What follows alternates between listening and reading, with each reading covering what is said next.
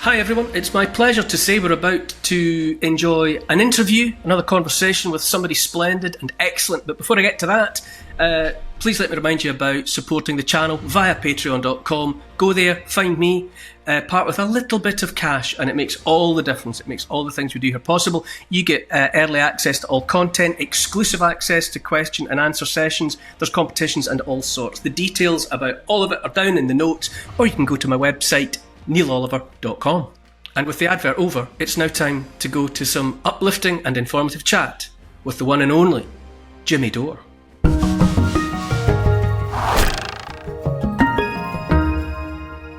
In this increasingly insane world in which we live, the main sources of comfort are friendly voices, sane voices, and today I'm joined by a friend, stand-up comedian and podcaster, Jimmy Dore. Thanks for joining us once again, Jimmy. My pleasure, Neil. Thanks for having me. Jimmy, do you watch movies? I watch some movies. I watch some.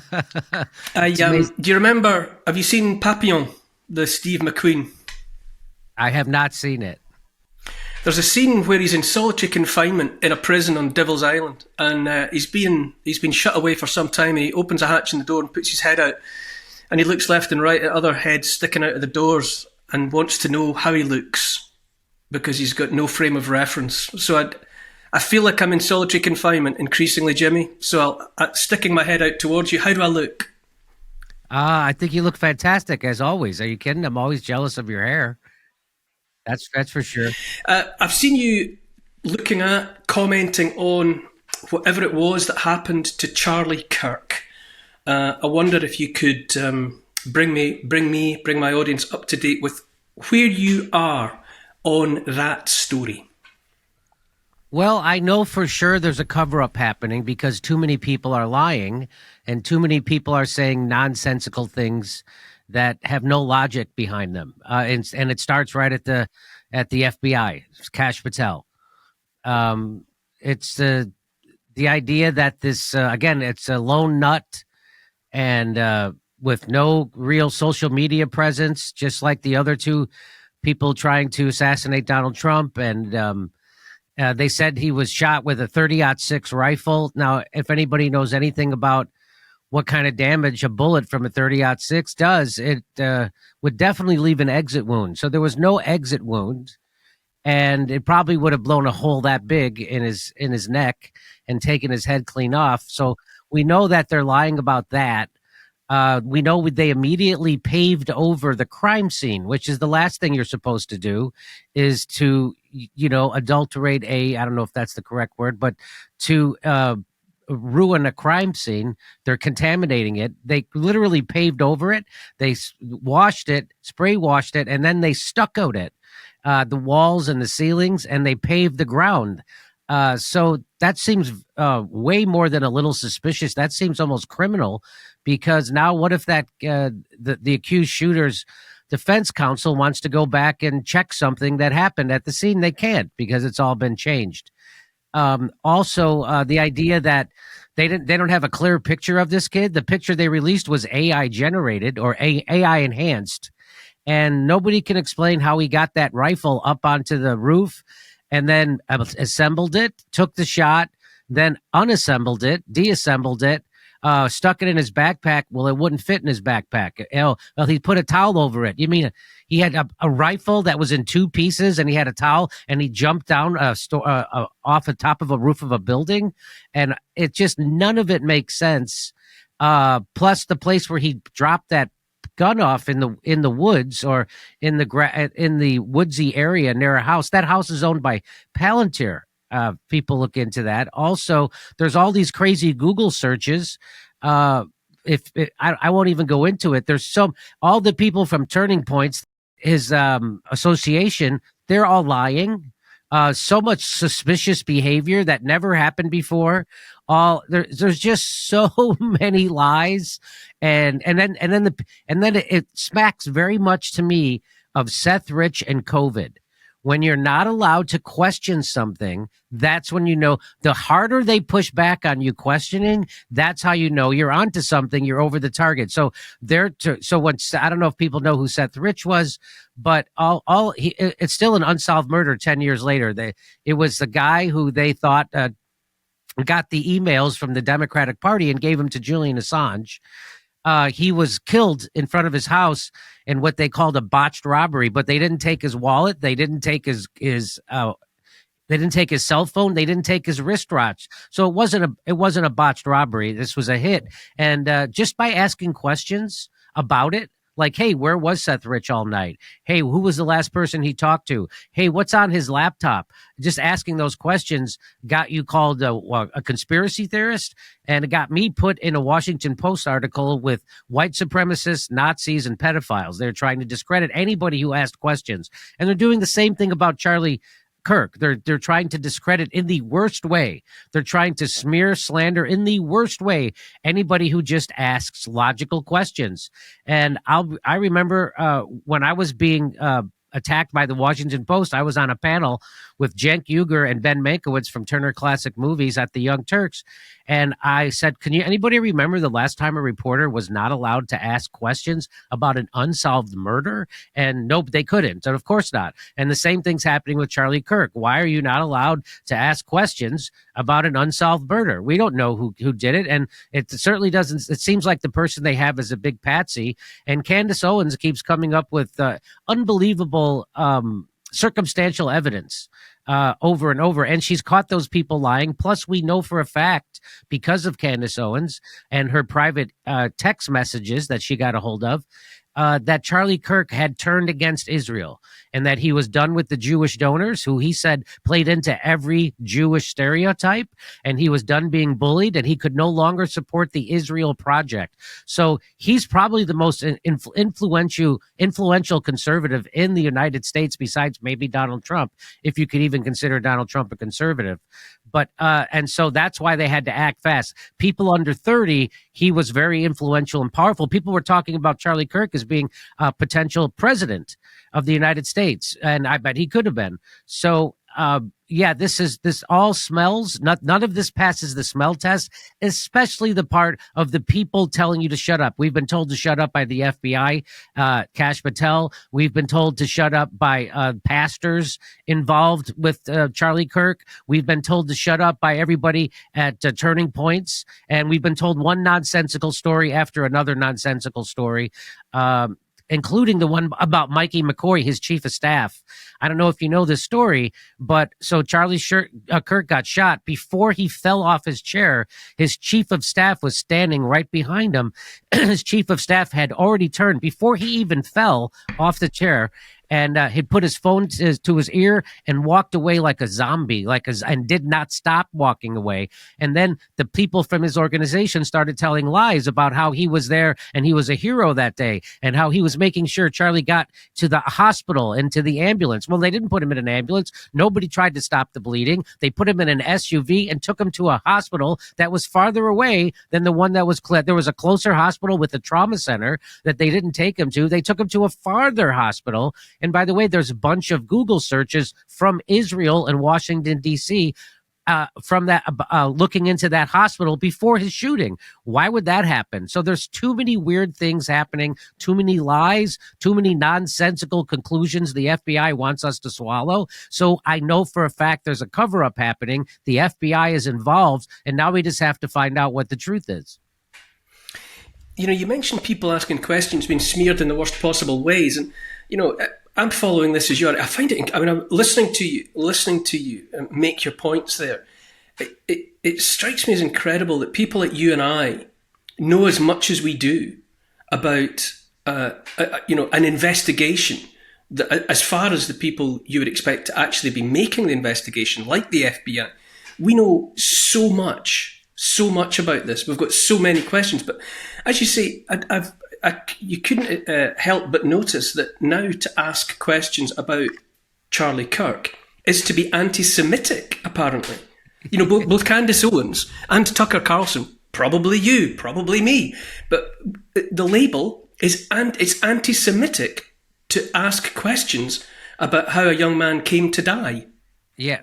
And I think that stigma of being an anti-Semite is not sticking, at least in the United States. I know it wrecked Jeremy Corbyn over in the UK, and he completely wrecked him, but it's not that is not working anymore in the United States. They're calling Tucker Carlson the #1 newsman in the United States. They're calling him an anti-Semite for saying obviously correct things.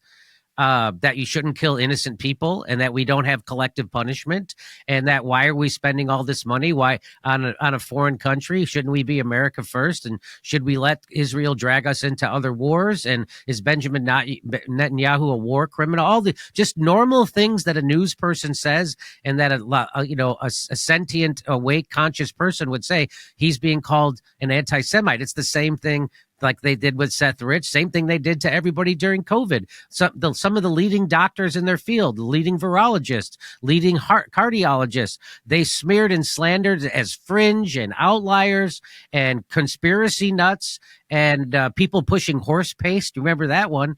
And so it's the same thing. It has the exact same feel is that when they don't want you to find out something, they have to try to stop you from asking the questions, and they do it in the most vicious, despicable ways, and they use the worst kinds of slander. And calling someone an anti-Semite, if it still meant something, used to be the worst kind of slander. Now it just means that you're onto something Israel's doing that they don't want you to do.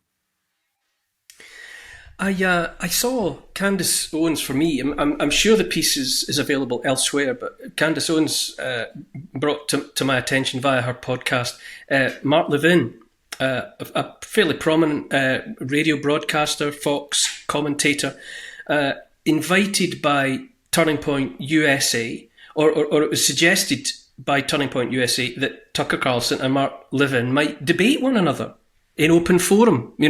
There's a healthy proposal. And I listened to a 2.5-minute segment that Candace Owens played, where Mark Levin just responded to the suggestion by saying that Tucker Carlson was somebody who promoted and platformed Hitler lovers. He called him a bastard. It was just a seething, spiteful, venom-laden 2.5 minutes.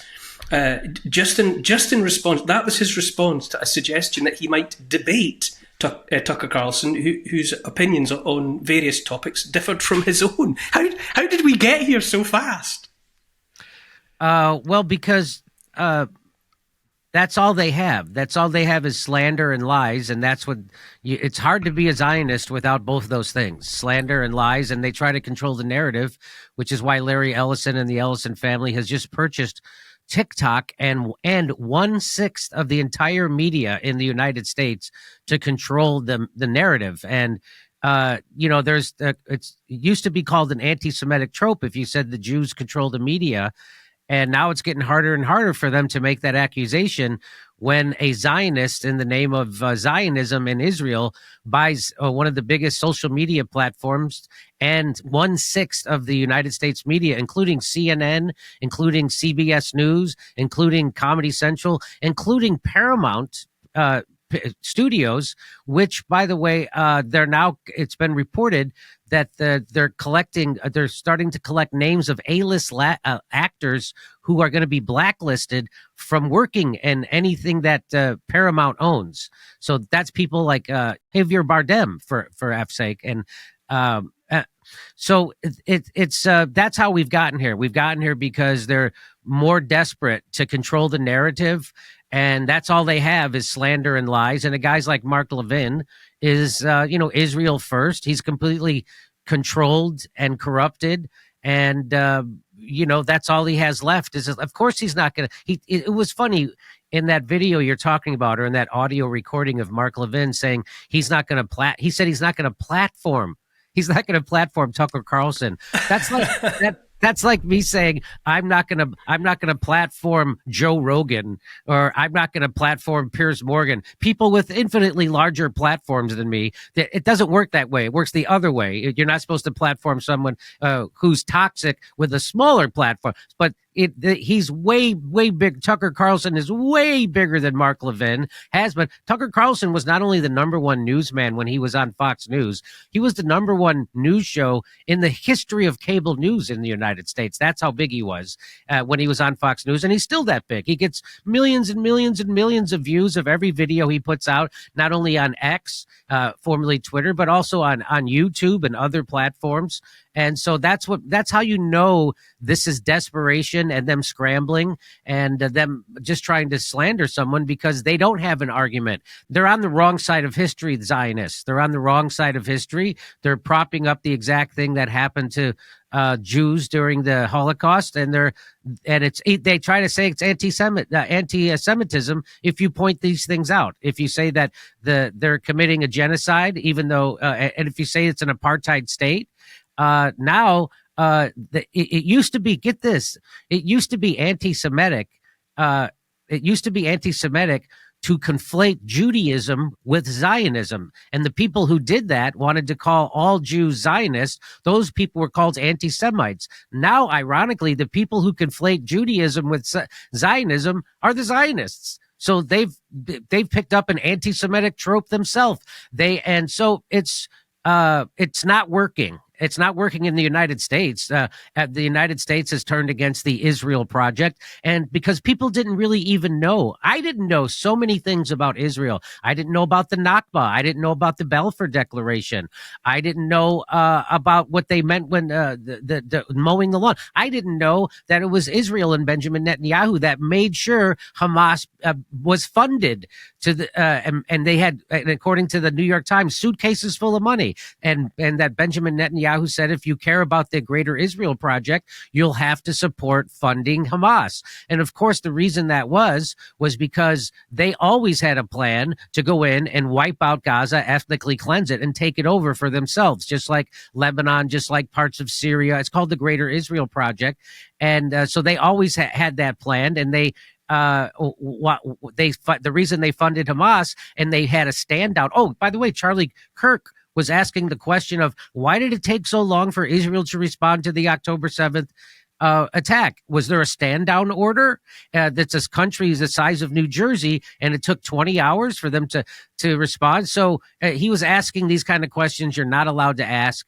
And so then, as soon as he was killed, Benjamin Netanyahu came out twice immediately and said, we didn't do it. So I think thou protest too much. It's very suspicious.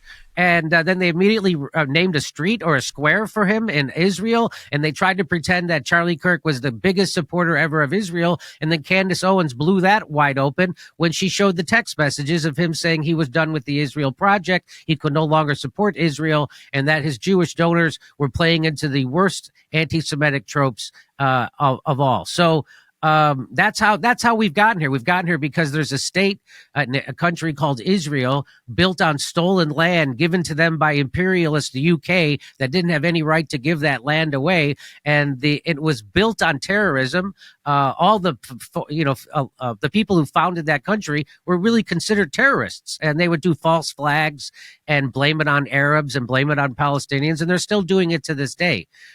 So that's how we got here. We have a desperate state. Their economy is collapsing. There's a brain drain leaving Israel. And ironically, everybody says that we need Israel because Jews need a safe haven in the world, which I tell that to all the Jews in Florida and in New York and in Hollywood. They all feel very safe as far as I'm concerned. And what the irony is that Israel is the one making it less safe for Jews in the world. They're the one driving anti-Semitism, and they're doing it on purpose, because if there wasn't this thing that they could point to that they called anti-Semitism, that's the fuel for Zionism. The fuel of Zionism is the appearance of anti-Semitism in the world. But now they've just decided to call every criticism of Israel or Benjamin Netanyahu or Zionism, they've decided to call that anti-Semitism, and people in the United States aren't going along with it. I don't know about other parts of the world, but that's why they had to get rid of Charlie Kirk, because he was so influential, and they knew they were losing the next generation of conservatives in America, people under 30. They were losing them, and so they had to get rid of that guy, and then they had tried to install a puppet. It's not working. And so that's how we've gotten here. I'm sorry for talking so long, but it's there's so many parts to this, and it's so easy to pull the curtain back and show that there's a cover up happening and there's a lie happening, and that's all Zionists have. And it's not doesn't look good for Mark Levin, and it doesn't look good.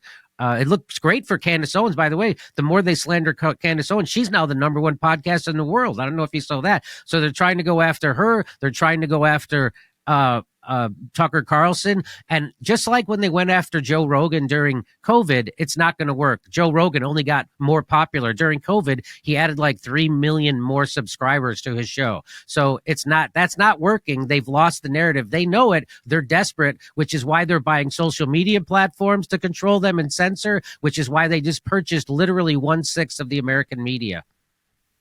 It is incredible. I was going to say, if you hadn't, that Candace Owens is now the by some metric the biggest podcast in the world, and the fact that so many people feel like they're on first name terms with Tucker, with Candace, with you, with Joe Rogan, with Dave Smith. There's a whole list of people that, never mind the dying relic dinosaur that is mainstream media that nobody watches. The world is watching a completely different set of commentators, listening to a completely different set of voices. I mean, you say, what does it look like? What does it feel like in terms of support for the Greater Israel Project on this side of the Atlantic? I mean, something glaring that I can say, and I suppose relates to both sides of the Atlantic, is Generation Z, whatever that is, under 25s, whoever that is. They are definitely, that ship has sailed. I mean, that generation have a completely different worldview that is not going to be turned around by whatever, and the flood of anti-Semite slurring that goes on is only hardening the Generation Z against that orthodoxy. It's really quite something to watch. I mean, what is MAGA now? We're pretty much a year into Donald Trump 2.0. How's that working out for you? Well, according to Candace Owens, and she should know that the MAGA has been fractured, and it's been fractured by Donald Trump.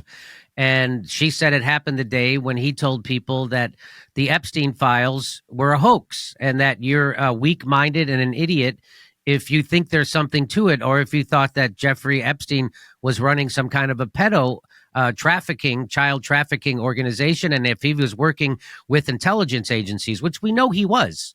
And so Donald Trump just came out and gaslit his own supporters and the people who wanted to expose the child traffickers that are running and blackmailing the people who run our country. They thought Donald Trump was going to expose that, but Donald Trump is a cuck to Israel and to his Jewish donors, meaning Miriam Adelson and other people like that. And so he's not. He's doing the dirty work of the Mossad and the Zionists, and so that's what fractured MAGA. Plus, he bombed 2 countries at the behest of Israel. Donald Trump bombed 2 countries at the behest of Israel in his first 4 months in office. He bombed Yemen, which he criticized Joe Biden for doing just a year earlier. He said it was crazy that Joe Biden was bombing Yemen, that you didn't have to do that, and that you could solve that with a phone call. He decided to bomb them again, and then he bombed Iran, famously and thank God Iran didn't retaliate. And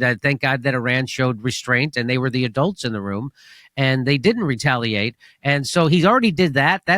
Which is against what MAGA is all about. Donald Trump ran as an anti-interventionalist. He ran against the United States doing foreign adventures like they did with the Iraq War. And he came out and he wrecked the Bush dynasty over the Iraq War. And that's why George Bush and Dick Cheney endorsed Donald Trump's opponent, Kamala Harris, in the last election, because he exposed their foreign policy lies. And so he came in as an anti-interventionist, and now he's still funding the Ukraine war, which he said he would end in 24 hours. That fractured MAGA. He's still funding the genocide in Israel and Gaza, and that fractured MAGA. He's still a cuck to Benjamin Netanyahu, does whatever he wants, and Donald Trump has to go along with it. That's fracturing MAGA.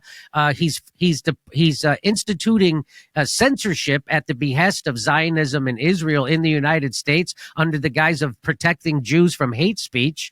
He was supposed to be the guy who got rid of censorship and hate speech laws, and he's ushering them in. And instead of going after criminal illegal immigrants, he's going after college students at the top of their class who follow all the rules, who are here in the United States, and he's deporting them for writing op-eds critical of Israel. That also fractured MAGA. So MAGA, and now he's bombing Venezuela, the country with more oil than Saudi Arabia. He tried to overthrow Maduro in Venezuela in his first term and install a puppet Juan Guaido. It didn't work because even people in Venezuela would attack Juan Guaido when he went out in public in Venezuela. So that didn't work. And now he's trying, and he did it under the guise that Maduro was an oppressive dictator, and he was trying to bring some freedom and democracy to Venezuela, and now that didn't work. So in this term, he's trying to pretend that Venezuela is the hub of narco trafficking, and that Maduro and the Venezuelan government are terroristic narco traffickers, and that's why he should bomb Venezuela and overthrow Maduro. So that also fractured. So he's doing the opposite. He was supposed to cut the deficit in the United States because we have an out of control deficit. We add $1 trillion to our deficit every 100 days. We print an extra $1 trillion, which lowers the value of the American dollar. And he did the exact opposite. They came in with Doge. I don't know if people know what that is, but that was Elon Musk going through, and he was going to root out waste, fraud, and abuse from our federal budget. And he found a lot of waste, fraud, and abuse, but they didn't cut that money from the budget. They just took that money and they gave it to the Pentagon, which is weapons manufacturers in Wall Street. So they just gave an extra $200 billion to them. And now we have $1 trillion budget. And a lot of that extra $200 billion is for a surveillance state and Palantir. And so that the people who are allergic to that kind of surveillance state stuff would be his base, the MAGA base, the conservative base. So Donald Trump has done his absolute best to fracture MAGA. He's the one doing it because he's doing the opposite of what people voted for. Now, there are still some people who are social influencers who will say, oh, look, this person is a phony like Candace Owens because she's not loyal to MAGA. She's not loyal to Donald Trump. And I have to point out, I don't know how it works in other countries, but in the United States, you're not supposed to be loyal to a politician. A politician is supposed to be loyal to you. And when a politician isn't loyal to you, you're supposed to call them out and pressure them. And if you don't, you're a chump. So you're not supposed to be loyal to a person or a personality. That's called a cult. You're supposed to be loyal to a set of principles and policies, which is what actual MAGA is, which is what actual Tucker Carlson and Candace Owens is, and what Donald Trump has betrayed time and time and time again. It's surreal to watch. It's absolutely surreal, I think, to watch what's happening under Donald Trump. It feels as though those that would tell us what to do and those that would tell us what to look at think we won't notice the grotesque hypocrisies that stand 50 feet tall behind all of them. You know, I'm thinking that with the spotlight back on 9/11, with people, all sorts of people asking fresh questions about what on earth happened in New York City on 9/11, that Donald Trump I've just seen photographs of him with Giuliani in the Oval Office, in the White House. Now, 9/11 was the event that introduced most of the world to the idea of Al-Qaeda. And 20 years later, an Al-Qaeda throat-cutting head chopper in the form of Giuliani is there in the White House. I mean, Trump's already described him on Air Force One to the media as a great-looking young guy with a strong past. And now he's got him in the Oval Office in the White House. What are we supposed to make of that? Well, I pointed that out as the conservative base in the United States, as Donald Trump himself is freaking out over a Muslim becoming the mayor of New York City, not because he's a Muslim, but because he stood up against Zionism and he stood up for working class people. Ironically, the people who voted for Mondavi in New York as mayor voted for him for the same reason a lot of people voted for Donald Trump, because they were sick of the establishment. They knew the economy was rigged and they wanted someone in power fighting for them. And that's the irony there, right? So both of those voters, the Mamdani voters and the Trump voters, are voting for the same reasons, which is kind of ironic. And then at the same time, they're freaking out about Mamdani becoming mayor of New York. Donald Trump is literally, because he's Muslim, and he might be a secret sleeper terrorist. At the exact same time, Donald Trump is welcoming to the White House with open arms the former head of Al Qaeda in Syria, who he's working with, which he's always been. So that's the thing. He's not just starting to work with now. People say, well, Jimmy, don't you want Donald Trump to negotiate with people instead of doing war? Yeah, it's not a negotiation what he's doing with Jelani. What he's doing, they've been working together all along. ISIS, Al Qaeda, Israel, and the United States have been working together all along to overthrow Assad. And now they're, if ISIS and Al Qaeda were such enemies and hated Israel as much as they say they did, how come ISIS and Al Qaeda never attack Israel? In fact, now Jelani, the head of Syria, the ex-head chopper, the head of Al Qaeda, who, by the way, the United States had a $10 million bounty on his head up until 5 minutes ago. Up until the time he became the head of Syria, they had a $10 million bounty on his head, and that all gets washed away. Donald Trump welcomes the people who crashed their planes into the Twin Towers on 9/11, who killed American soldiers in Iraq and everywhere else in the Middle East. And he welcomes them because they're all involved in the Greater Israel Project. And now they're all working together. But if you know anything, they were always all working together. Al Qaeda is a project of the United States, ISIS of Israel. They need these terrorist organizations so the United States could go into Syria and say we're fighting terrorists. We could go into Libya, overthrow them, say we're fighting terrorists. We can go into Iraq, say we're fighting terrorists. Somalia, Yemen, it's the same lie over and over. We're fighting terrorists, and so that's why they need those people. And then they were funding them. We know for a fact that the United States was funding all types of Islamic terrorists in Syria. The Pentagon was funding some. The State Department were funding the other. The CIA was funding some, and often they would all fight against each other sometimes in Syria, which was kind of ironic. But it's a real slap in the face that when Donald Trump welcomes the ex-head of Al Qaeda, who they had a $10 million bounty on up until a few weeks ago, when he welcomes them to the United States and embraces them, that's a real slap in the face of every soldier who joined the United States military after 9/11 because they thought they were fighting guys like that.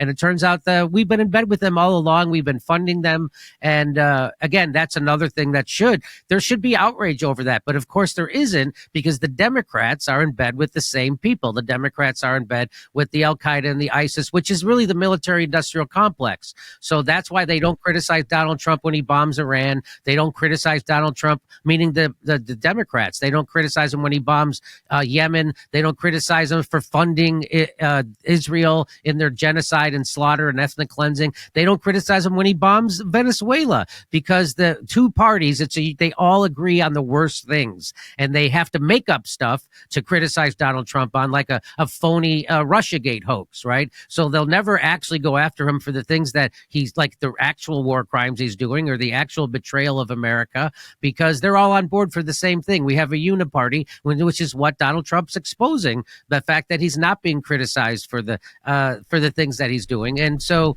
I guess I'll leave it at there. Maybe Jelani can qualify for the $10 million bounty himself, because he has, after all, handed himself in at the Oval Office. Yeah, that would be a smart move on his place. But I think he's gotten a line to a lot more money than that, just like Zelensky.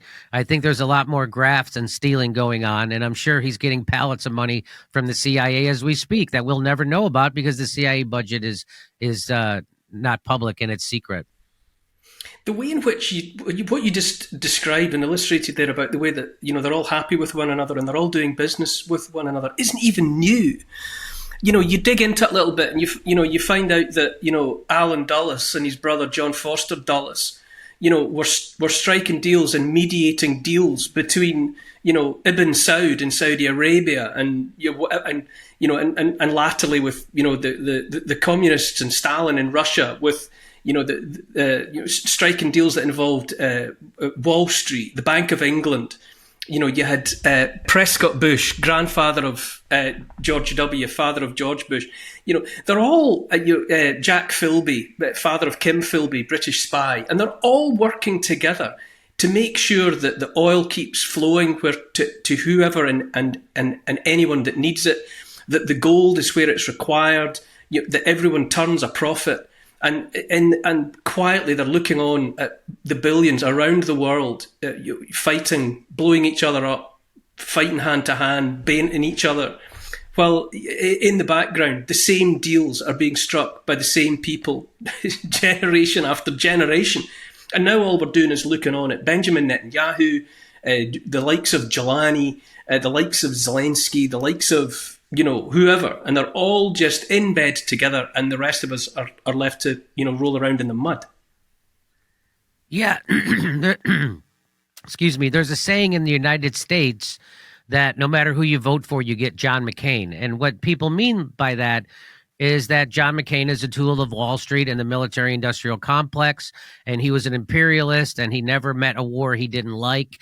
And so when we voted for Barack Obama to replace George Bush had gotten us into two wars, Afghanistan and Iraq, and people were tired of them, and they had kind of realized that the Iraq war was a big lie, and that they were lied to by the media and the government, that we had to go into Iraq to fight Saddam's weapons of mass destruction that were non-existent. So people voted for a black guy with a Muslim name, Barack Hussein Obama, and we thought that was going to be a clean break from him. But of course it wasn't. He then took us from 2 wars to 7. He expanded the war in Afghanistan. He expanded the surveillance state. He prosecuted journalists. He prosecuted more journalists than all the presidents before Barack Obama combined. He tried to prosecute Julian Assange. He tortured Chelsea Manning for revealing war crimes. So Barack Obama was another, and he gave us a healthcare plan that came right out of the Heritage Foundation, which is the kind of people that control John McCain. So no matter who you vote for, you get a establishment tool who serves Wall Street and the military industrial complex and corporations. And that's what we get. Donald Trump, turns out he's no different than John McCain, George Bush, Barack Obama, and Joe Biden. He's very, very little difference. They all serve Wall Street. They all serve big pharma, health insurance companies, and oil, and the military industrial complex, weapons manufacturers. They all serve the same people. They all agree on it's how I put it. It's like sure, the Republicans and the Democrats, they're divorced. It's like if your parents got divorced, but they both agreed you should still go to military school. It's like, you know what I mean? Like, so it doesn't matter that they pretend to hate each other because they agree on the things that are the worst for the citizen. And so that's what we're living in. That's the world. So no matter who you vote for, you get the same foreign policy, and you get this pretty much the same domestic policy, except on the edges. And it's called the uniparty rule. But it's not just in the United States; it's in the entire West. The entire West has turned into the opposite of what they're supposed to be. They're supposed to be liberal democracies that celebrate free speech and individualism. And of course they don't. They're all censorious authoritarians, forcing medical treatments on people, slandering people for sticking up for borders and border security, and for the bodily autonomy and integrity of their immigration policies. That you're slandered and called the worst things in the world for all that, and you're censored, and now you're even arrested in lots of places, especially in the UK, for social media, for free speech, for your idea. These are thought crimes, and so it's not only happening in the United States, and that's what Brexit and Donald Trump's first election scared the hell out of the establishment, and they had to make sure that stuff never happened again, meaning democracy. So they actually, the Western world, the ruling class of the Western world actually fears actual democracy. And that's why they go do all these, well, look how they cancel elections in Europe. As soon as they go away, they don't like. They just literally cancel the election and they make it illegal for the guy. Didn't that happen in Romania? Then they make it illegal for the guy to run for president. I mean, they're doing the exact, and the irony is also that they're locking up people for anti-Semitism. At the same time, Europe is funding legitimate Nazis in Ukraine. That's the ultimate irony. As they pretend to be standing up against anti-Semitism, they're literally sending hundreds of billions of dollars in arms to legitimate Nazis in Ukraine. And then they try to gaslight you and say that they're not Nazis, even though they all brag that they are, and they have Nazi insignia tattoos all over their body. So that's the weird thing about it's not just the United States. It's like there's an international cabal of globalist billionaires that wanted to flood the Western world with immigration and who knows what their goal was, but it certainly wants to keep people fighting each other. It wants working class people to be angry at even more desperate immigrants, and they want to put them together and shake them up like a bunch of ants in a box and watch them fight each other, while the oligarchy picks your pocket and oppresses you economically. That's what this is all about, and has you living in 15-minute cities with digital IDs and digital money that they can turn off, like they did to the truckers in Canada when they were standing up for civil rights and liberty and bodily autonomy. And so they want us all to be more easily controlled, not only with the narrative from the media, but through digital currencies, through digital IDs, which is here now. And so we're turning it to what I say is we're all turning into, in the West, we're turning into China. We have all the bad things about China, their surveillance, the digital IDs, the digital, all that kind of control. But we don't get any of the good stuff. We don't get any high-speed trains or great infrastructure or flying cars or anything in the United States. But at least they get that in China. I don't know if you caught any of that. I don't know if you heard about the latest, obscene pantomime of the politicians turning up for the Remembrance Day service at the Cenotaph in Whitehall in London, as they do every year on the anniversary of the end of the First World War. And so Boris Johnson was there. Boris Johnson, who was the bag carrier for NATO, who went out to Kiev and made sure that peace was not declared. And so now the better part of 2 million Ukrainians and the rest are dead. And Tony Blair was there, Tony Blair who lied, along with your own George W. Bush, about weapons of mass destruction that didn't exist, to take both countries into the war in Iraq that killed, another 7-figure death toll. He was there. And Keir Starmer was there, who with the one hand is laying a wreath at the Cenotaph, and with the other is stoking the ongoing war in Ukraine, pushing for full-on war with Russia. This is the pantomime that the British are offered as some kind of sick joke when we're supposed to be, and many of us are actually remembering the charnel house that was the 20th century and the wars thereof. Well, recently I came across a video that surfaced from March of 2022, which is just a couple of weeks after the Russia invaded Ukraine to stop the shelling of the Donbass. That's the part that doesn't get reported in the West, that the Ukrainian government was shelling the Russian-speaking Ukrainians in the eastern part of Ukraine called the Donbass, and they had been slaughtering. They killed 16 to 20,000 of them, and and so Russia actually, as I put it, they didn't invade to start a war. They invaded to end a war. And so that's the part that never gets told. But there's a video that surfaced recently of a couple of weeks after the invasion. Zelensky was saying right out loud on camera that the people in the West, meaning the United States and Europe, wanted a long war. They wanted a long war. And no matter what happens to the people of Ukraine, even if they have to pay the price, it's in the interest of the people in the West to have a long, drawn-out war, because the point of this war is to try to deplete Russia and to try to bankrupt them. That was so he knew all along, which is why he had a peace agreement ready to go immediately after the war started. He wanted a peace agreement, and it was all set. They had negotiated. It was all ready, just like you said. And then Boris Johnson flies to Ukraine and tells him, hey, if you do this peace deal, you're going to get killed. And so he can't do it. And so he knows he's going to get killed by the Nazis, the Azov battalion in his own army, and by NATO, because he's their puppet. And so that's why he didn't sign that peace agreement. That was all ready to go. They had a peace deal. They'll never have a deal as good as the one that they didn't sign in 2022 in March. They'll never have a better deal than that.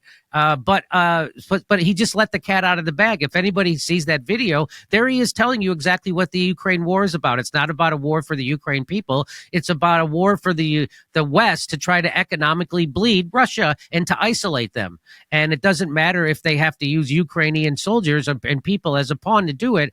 And it devastates Ukraine. They don't care about Ukraine. They're going to get paid billions of dollars to rebuild it, which they will. So that's, to me, the fact that wasn't the lead story on every news show in the United States just shows you that they're all bought and paid for. That's why people come to shows like this, because the corporate media serves the interests of the oligarchs that own them. As Noam Chomsky taught us, the news media is not there to inform us and bring us the news. They're there to manufacture consent for the oligarchy, for whatever their agenda is. The news media is there to manufacture that consent. And the great proof of that is that video of Zelensky admitting openly on camera what the war is actually about in the first weeks of the war in 2022. That's not the lead story on the news shows you that they're complicit with the war machine, and that you can only get the truth about stuff like that places like this, which is why they have to go work so hard to slander people like you and me. And who could forget, Jimmy, the sight of Zelensky and Justin Trudeau and the rest of the Canadian Parliament giving an actual standing ovation to an actual veteran of the SS Death's Head Regiment in the Canadian Parliament? Who could ever forget Zelensky's clenched fist salute for that old character? Well, the irony of that was that Justin Trudeau then blamed the entire Canadian Parliament for honoring and saluting a legit Nazi from World War II.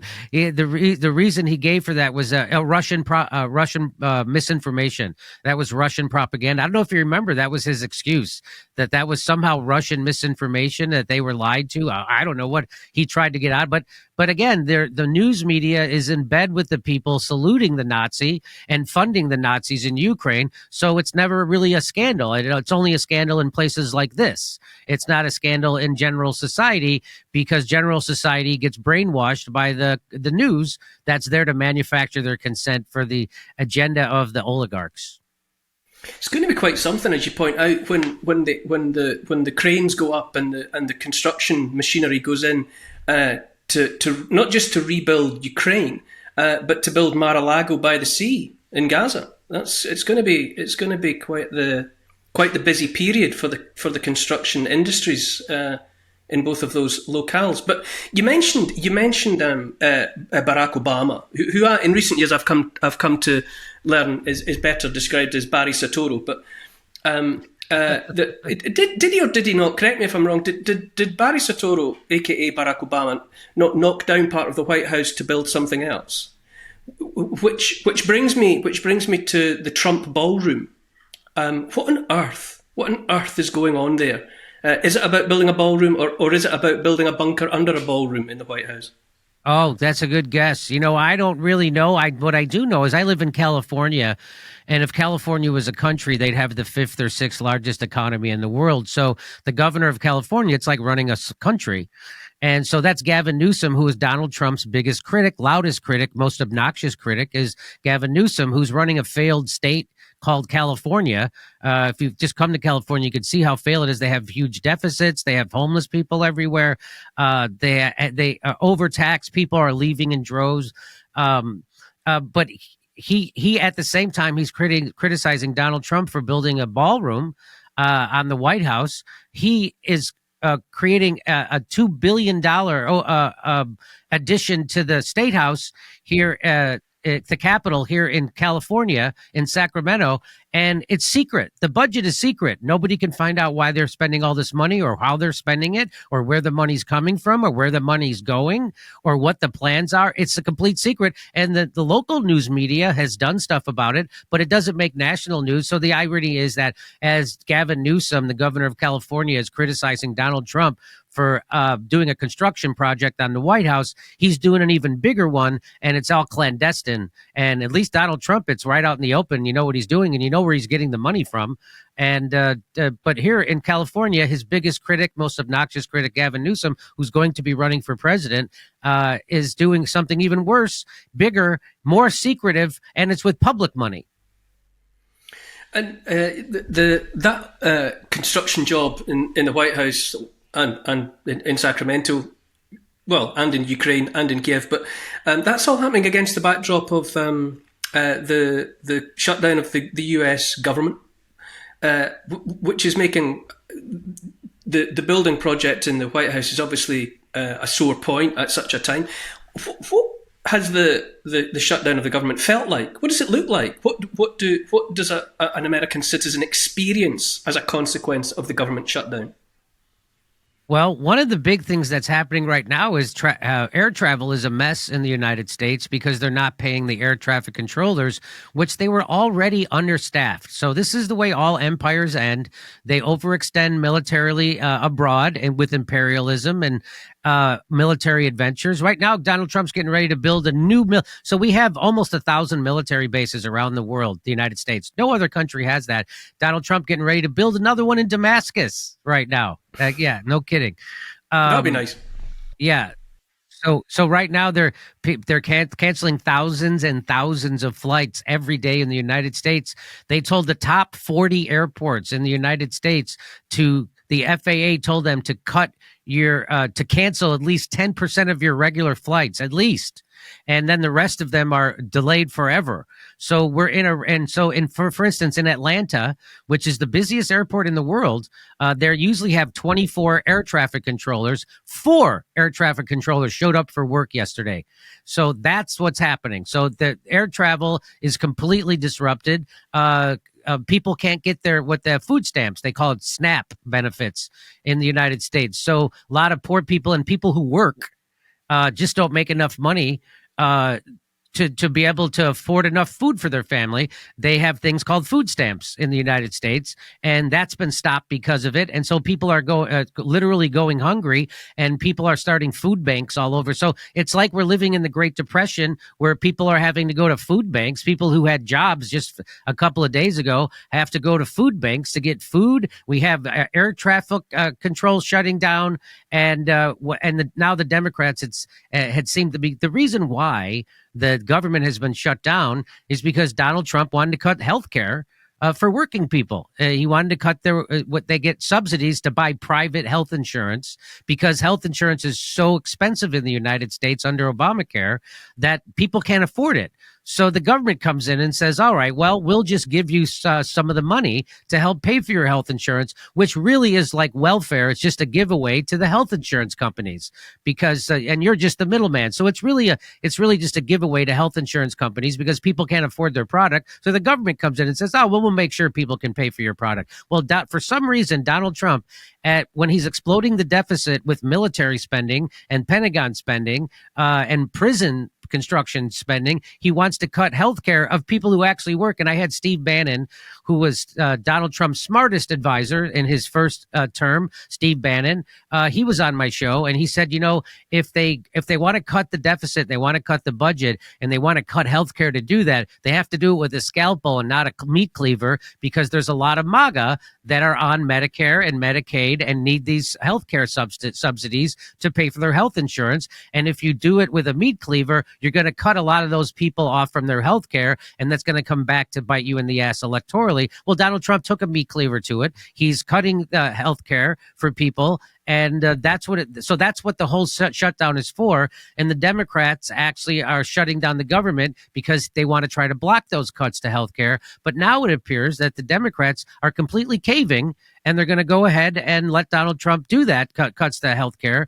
And why? So then the question then comes, why did the Democrats make their own country starve for 40 days of a shutdown? Why did they make people not get their food stamps and government employees not get their paychecks and our air travel to go into chaos? Why did they do all that if they were just going to cave anyway, which is what they're in the process of doing right now? So again, you have a uniparty because they all serve the corporations, the health insurance companies, the big pharma, the military industrial complex. And so that's why the United States is in the state that it's in. And that's just a snippet of what it looks like under a government shutdown. Well, at least those poor, hungry Americans can go cold to their beds, comfortable in the knowledge that healthcare and pensions and the rest are still being paid in Israel at their expense. At their expense. That must be cheering. The people in Ukraine are getting their health care taken care of. They're getting their Social Security paid, their pensions. They're making sure that their EMTs and their doctors and their teachers get paid with United States money. So yeah, that's the irony that we're paying for it in Israel. We're paying for it in Ukraine. We're just not paying for it in our own country. Again, this is the end stage of empire. This is the end stage of this republic. And the oligarchs are looting the treasury on a daily basis. They're printing money, devaluing the dollar, and they don't care about it. They up until recently they had the border wide open, flooding it with immigrants to dilute our workforce and to lower wages. And so again, the people who run the country are international globalist billionaires, and they don't newsflash, they don't give a shit about you. They see you as useless eaters. Yeah, here in the UK, elderly pensioners had their cold weather payments cut some time ago now. War veterans die homeless in the street while immigrants are housed in hotels. And taxpayers' money, meantime, goes to Ukraine and the rest to make sure that Ukrainian men and boys continue to die in large numbers. It's all very cheering. Yeah, there's a real sickness in the West. It's not just the United States. It's all of, from what I can tell, I'm not an expert, but everything I see says so, that it's, I saw a veteran on, some morning show out of the UK, a veteran, a British veteran, and it was on that celebration day, the end of the World War, on Remembrance Day, yeah. And he was beside himself. They asked him, he was like, 100 years old. And they said, what do you think of this day? And he said, I'm sad because this isn't what the country we fought for. It was for nothing. Our sacrifice was for nothing for what this country has turned into. And that really shocked them. I saw that video. I don't know if you saw that. It was pretty powerful. And it was funny how the host tried to immediately paper over it and change the subject. But yeah, it's not just the United States. There's a globalist billionaire control of the West, and they have it through the media and they have it through the politicians, and it's all based on gaslighting and propaganda. Jimmy, you say you're not an expert. I say you are. I say you're an expert in the truth and an expert in honesty. I'll keep coming to you for top-ups of both, but in the short term, Jimmy Dore, thank you very much. Oh, my pleasure. It's always great to hear your voice. Nice to see a friendly, smart, cheerful, and a guy with integrity and courage. So there's not many of them around, but you're one of them. So it's a real honor to talk to you and be considered your friend. I'll take that, Jimmy, and I'm definitely your friend. Okay, thank you for now.